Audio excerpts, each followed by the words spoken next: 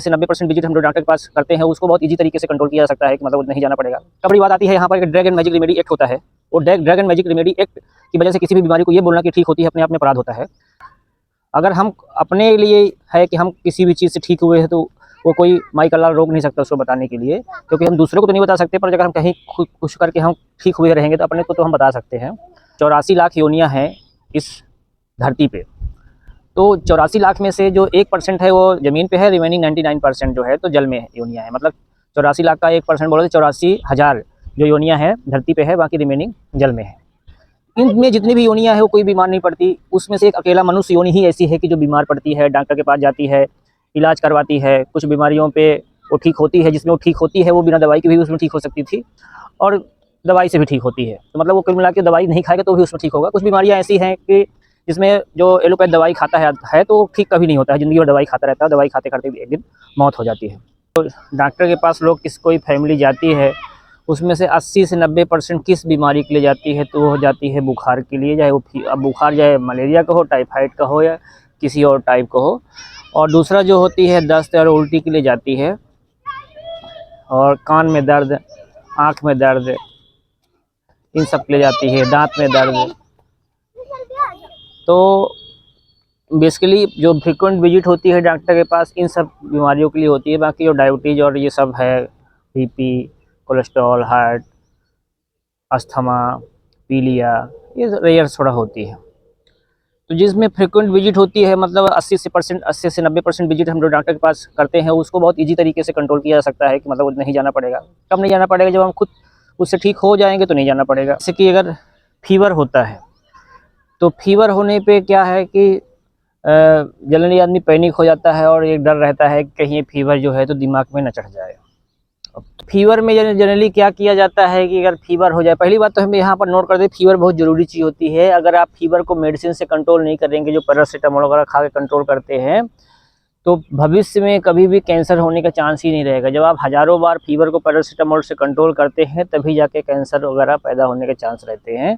नहीं तो अगर आपके फीवर रहेगा तो फीवर तब तक रहेगा जब तक उसको किल नहीं कर देगा। इनिशियल स्टेज में ही फीवर जैसे अटैक होगा कैंसर का तो आपको फीवर आएगा और किल कर देगा। तो अगर आप उसको पैरासीटामोल से नहीं उतार रहे हैं, नेचुरली तरीके से उसका काम करने दे रहे हैं, तो कोई चांस ही नहीं है कि बाद में कैंसर बनता है। ये ऑलरेडी इसके रिसर्च पेपर भी है, स्टडी भी है।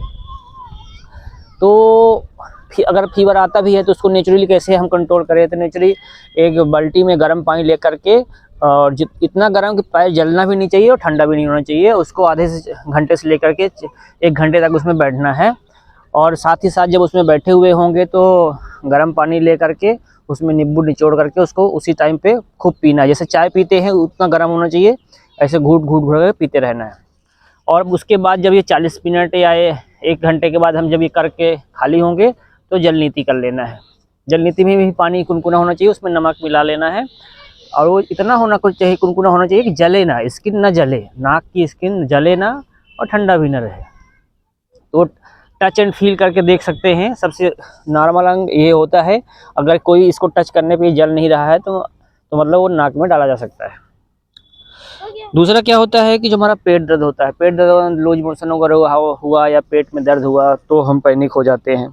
पेट दर्द अगर कभी होता है तो हमें अदरक का रस और पुदीने का रस मिला के पीना है दिन में 3 बार।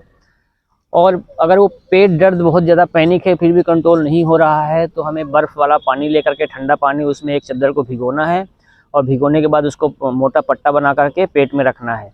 कुछ देर बाद 10 मिनट बाद वो पट्टा थोड़ा सा हल्का वार्म हो जाएगा तो उसको हटा करके दूसरा पट्टी रेडी रखना है, दूसरी पट्टी लगा देना है। 2 बार पट्टी लगाने के बाद कितना भी ज़्यादा पेट में दर्द रहेगा तो आराम मिलता है। ये ऑलरेडी हमने अपने पे किया हुआ है, हमें मिला हुआ है।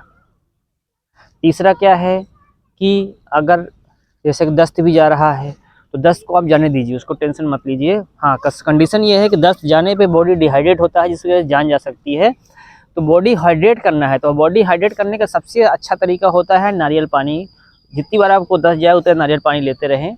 अगर आप इकोनॉमिकली थोड़ा कमज़ोर हैं तो उस कंडीशन में भी आप क्या कर सकते हैं कि नींबू पानी लेके सहारा गर्म पानी करके नींबू पानी, थोड़ा सा नमक, थोड़ा शक्कर मिला करके लिया जा सकता है।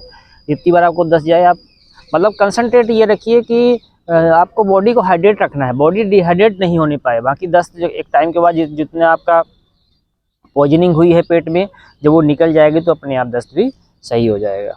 तीसरा चीज़ है, कान में जब दर्द होता है, कान में दर्द होता है उस कंडीशन में, या कान में सफ़ेद मवाद बहता है, उस कंडीशन में सफ़ेद प्याज का रस को थोड़ा गर्म करके वार्म करके एक बूंद जो है दोनों कान में डाल देना है।